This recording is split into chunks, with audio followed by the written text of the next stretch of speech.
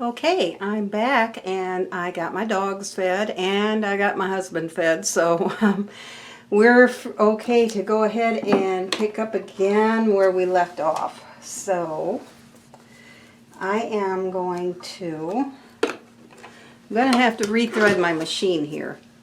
See? So, and I just put in a brand new bobbin, so we're good there. It's just that my thread, I am out of thread. So hold on just a minute. I'm going to go get some more thread and I'll be right back with you. Okay, I have my machine all threaded. I also got a barking dog in the other room, but that's okay. And I'm going to turn you down a little bit and give you as close a shot here as I can, because I haven't threaded my needle and I want you to see a really easy way to thread the needle. Now most people will wet the end of the thread and pinch it together. But I found if you just wet the back of the needle, the thread will go right in. Because it's looking for that wet, and it will go right in just like so. And see how easy that was? And it's better than kind of struggling with the needle and trying to wet the thread and get it to go that way, because it typically won't do it. Now I was out of white thread, so I used an off-white, and I don't think it's going to make any difference because we're just sewing seams together. We're not doing any top stitching or anything that's going to show. Okay, so let's get this started. Now what we're going to do, we sewed, if you remember from the last video, we sewed the two ends here together, and then I have taken them to the sewing machine, or to the iron, and I pressed them together. I pressed them open so that they would lay in a little better for me. And we have I'm going to get the end of this piece, and we're going to sew these two together. So let me find where that end went to. I had it out so that I could see it. Of course I did, and now I lost it. There it is. Okay, so I'm just going to lay this all in my lap, and we're going to put right sides together. So I'm going to put this piece and this one together. These are the right sides, and we're just going to start sewing right down the side, just like we did with the single piece. We just sewed those two together. Now there's four that I'm going to be putting together here. Okay, and so let's get started. Again, we're going to use 1/4 inch seams, and on my machine, that is just the end there of my presser foot. It actually will make a 1/4 inch seam there for me. So, okay, so let me go ahead and get this started. Again, I'm going to give it something to chew on before I start sewing. It just makes it a little easier. So we're going to just pull that through and give it something to chew on. Okay. And now I can start my seam. So we'll just get right in there. And there is my 1/4 inch seam. Okay. Let's just go.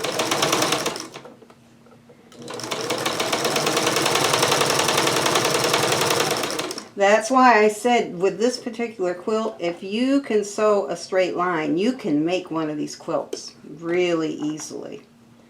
Okay, so let's just go ahead and we're going to put some more through.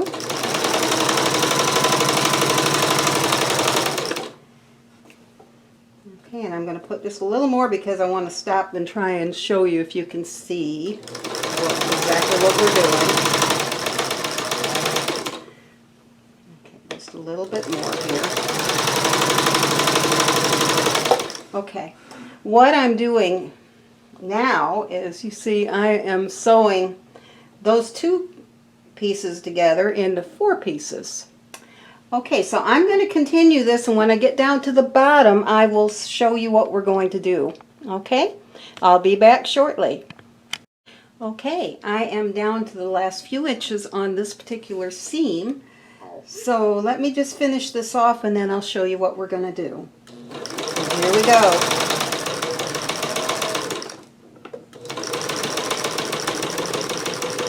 All right, and there it is. thread loose and clip my threads here. Alright, now you see we have here, we have a fold right there. So what we're going to do is we're going to take our scissors and we're just going to cut inside of that fold, just like that, all the way to our seam. Okay, and there's up to my seam. So now I'm going to open this up. And let me back this down a little bit because you're a little too close and it's hard for you to see. There we go.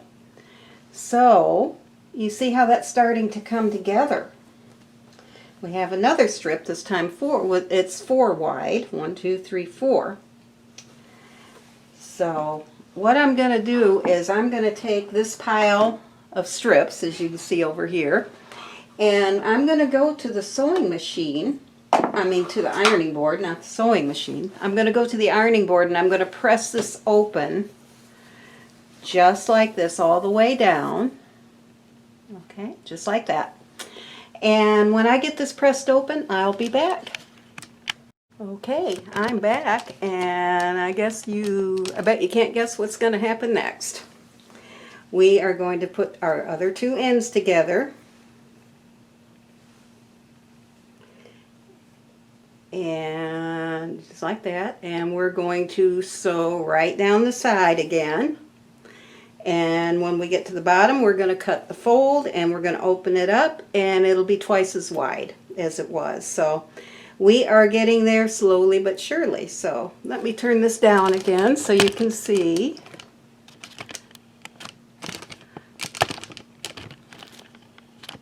All right, there's my machine. Okay, and I am going to start this right here on this edge. And again, I'm going to give it a little something to chew on so that it'll get started easier for me. I guess they call these a spider because all these long threads like this right here start hanging off of it after a while and it looks like legs. So that must be where it got its name. But that's called a spider as far as I know.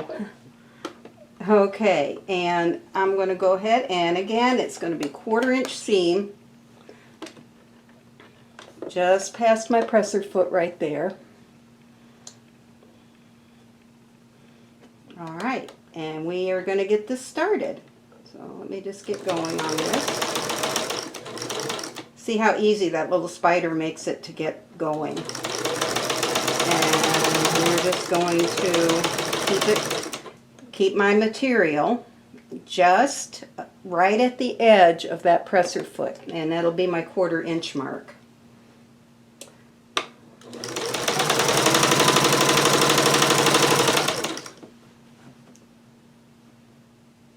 Alright, so I'm going to go ahead and sew this side up, and when I get to the bottom I'll open it back up again. I'll show you how to open that up again. Okay, I'll be right back. Okay, I'm back and I'm coming down to the end of the next row. So we're going to go ahead and finish the seam.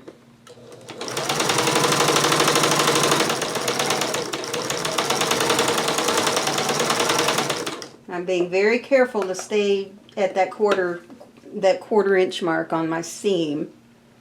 Okay, and we have turned a little bit and you can't see. There we go.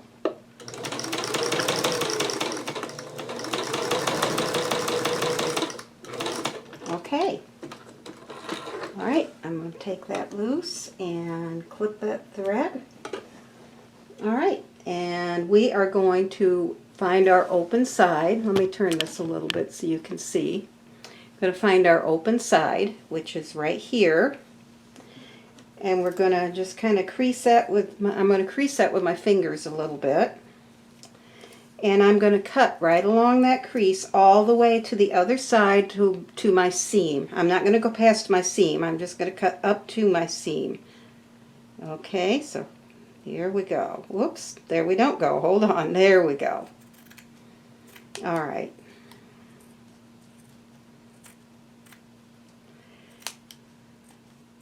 Alright, and here we go. We're coming up to that seam.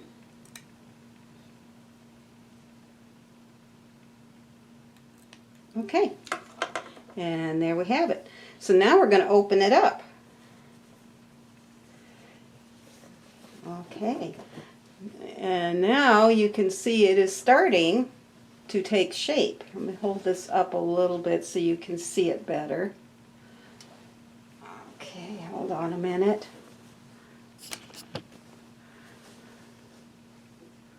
All right, and let's make this a little smaller. There we go. Now you can see it better. All right, and this is beginning to take shape. So you can see that now our row is twice as big as it was.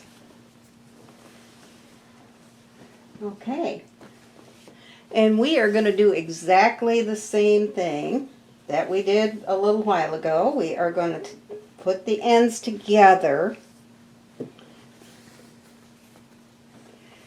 And it'll take me just a second to do this. I'm not going to press it this time because the piece is getting large enough now to where it's a little easier to handle.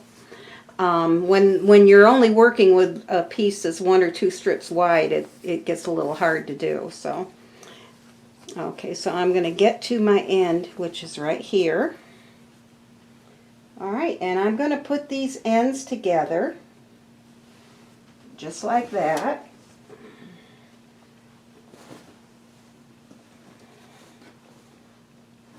Alright, and put this in my lap so I can get to it. Alright, and we are going to sew right down this side, all the way down, and make another fold, and we're going to cut that when we get to the bottom. Okay, so let me go ahead and get this started and get my little spider piece here.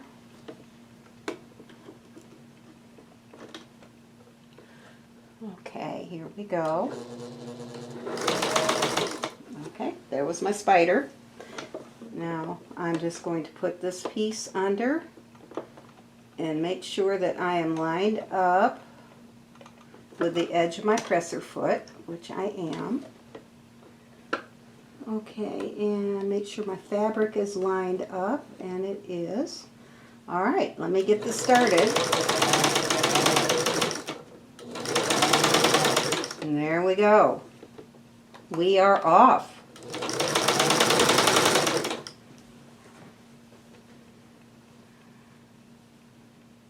Okay, and push that one through. What I'm doing is just making sure that I have my ends together, that everything is lined up evenly. And we want to make sure that before we keep sewing, because it would be real easy for your fabric to slip out from under there, and then next thing you know, you think you're sewing both pieces, but you're not. And then you have to stop and rip it out. So I would rather slow down just a little bit and check on it and make sure that my ends are together rather than have to stop and rip it all out and start over again. So, okay, let me put my needle down in there. Anytime that you're going to stop sewing and adjust your fabric, it's a good idea to make sure that your needle is holding it in place. So you want to put your needle down in there so it's holding it. Okay, I am going to finish sewing this, and when I get to the bottom and I'm ready to open this up, I will be back. Okay, I'm back and I'm ready to sew the last 6 or 7 inches of that fabric down to get my fold. And I'm going to turn you around again so you can see, and let's bring you up a little closer. There you go. Okay, so you can see I just have about 6 or 7 inches left. So we're going to go ahead and get this going. I'm being very careful to stay, again, just to the side of that presser foot so that I stay within my 1/4 inch.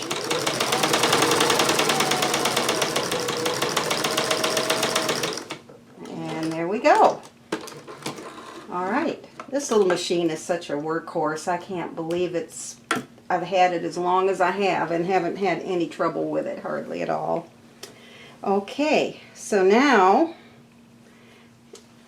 let me turn you around, and you can see, make you a little smaller. There we go.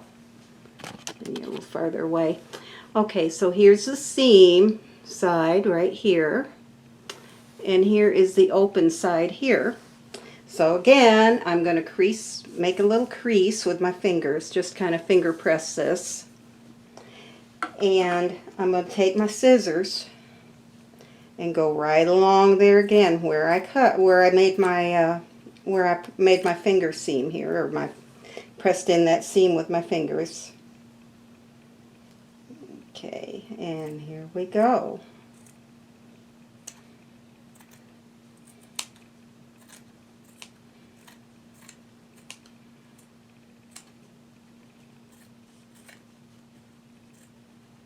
Okay, and we're going to go right up again, right to that seam, but we're not going to cut through the seam. We're just going to go up to it.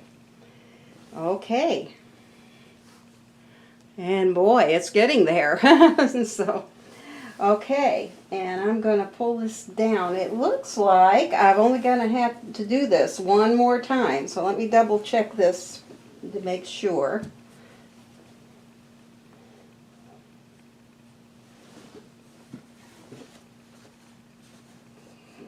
Okay, and let's see here.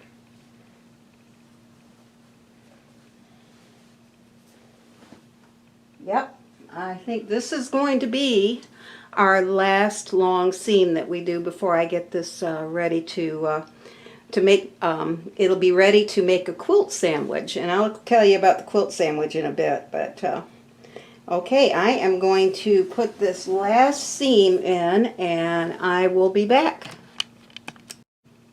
Okay, I'm back, and I'm down to about my last 5 inches, and my sewing on the quilt top is going to be complete. So let's just go right down and finish this.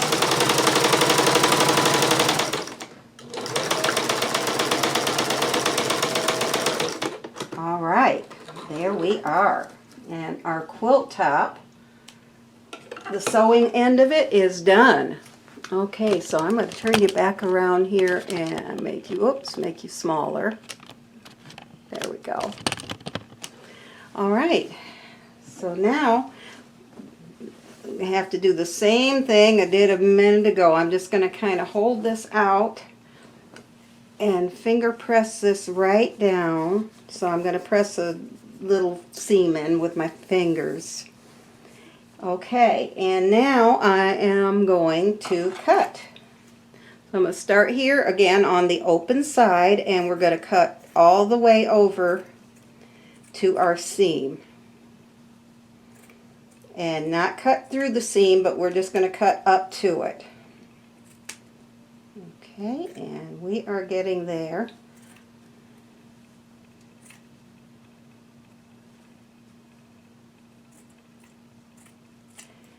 And it doesn't matter if this comes out a little bit jagged, because what we will do, we're going to trim that off anyway with the rotary scissors, and we're going to, we'll be squaring the quilt up after we get it, once we quilt it, and it actually becomes a quilt. We're going to be squaring it up before I put the binding on it, and at the time I decide to do that, I will show you. Tonight I was pretty much just interested in showing you how to make the quilt top itself, and I don't even have the correct binding to go on this right now, so I won't be quilting it probably till the weekend maybe, but once I do the finished quilt I'll do a video and just show you the quilt. Okay, so let me turn this up a little bit. Okay, so what I'm going to do is, boy, my camera is acting funny. There. Okay. What I'm going to do is take this over to the ironing board and press it, and then I'm going to straighten up my seams where I cut it with the bottom and the top parts where I cut it with the scissors, and we'll get that evened out. And I will bring you back and show you what it looks like. Okay. Back in a minute. Okay, I'm back, and there is the finished product.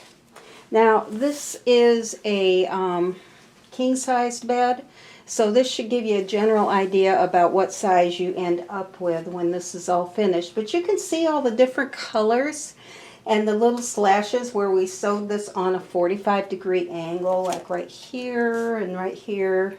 You can really see it in the lighter ones. Bring it up a little bit closer so you can see. Yeah, so this is what I'm talking about, these little slashes. This is where we sewed this on a 45-degree angle. Now, what I'll have to do with this is we'll have to make a quilt sandwich. What the quilt sandwich is I'll turn this over the other way, and then I'll put down a piece of quilt batting, and then I will put on top of that a piece of backing, and we'll pin it all together, and the quilting process will start. And there's several different kind of ways that I could quilt this. Let me turn you up where you can see, where I can see you. Okay, that's good. All right, I'm going to turn you this way so that the light's not glaring. My overhead light is on. Okay, let me turn you down a little bit. Okay, now there's several different kind of ways that I could quilt this quilt. I could do what we call stitch in the ditch, and that is where we sew right down the seams, and that's probably the easiest way to do it. Another way I like to do it is called free arm quilting, and you do that by lowering the feed dogs on your machine so they don't get caught, and then we use the embroidery foot and we just kind of guide it through there, making little loops all the way through it, and that really makes a pretty quilt when you do that. I do all my quilting over here on my machine. I even did a king-size quilt on this machine. We do a product called, we do a thing called, I think it's Fluff and Stuff or Stuff and Fluff or something like that. And literally the whole quilt fits right inside of there while you're working on it. And it's not too bad really, because you're only working on a section about that big. So you can work on that little bit. And what I had to do when I did my king-size quilt was I divided it into quarters, and I only worked on a quarter of it at a time. And that way I was able to keep track of where I was. And so I will be quilting that on this little machine when I get the binding material and I get the backing and everything that I'm going to use. I could also put a border on this if I wanted to. I haven't decided. Let me give you one more look at that quilt so you can see it. Okay, let me turn that down a little bit. There we go. Okay, so I haven't decided if I'm going to put a border on it yet or not. I may or may not. It just depends. So anyway, there is our quilt top. And I hope that you enjoyed this video and that you'll try to make one of these Jellyroll quilts. They're really probably one of the easiest ones you can make. And like I said, if you can sew a straight line, you can sew this, and it comes together really fast once you get it started and you get through all the preliminary stuff that you have to do. Once you get through that and you actually start sewing this, it does not take long at all. Okay, so I do thank you for watching, and we'll see you next time. Bye-bye now. Have a great night.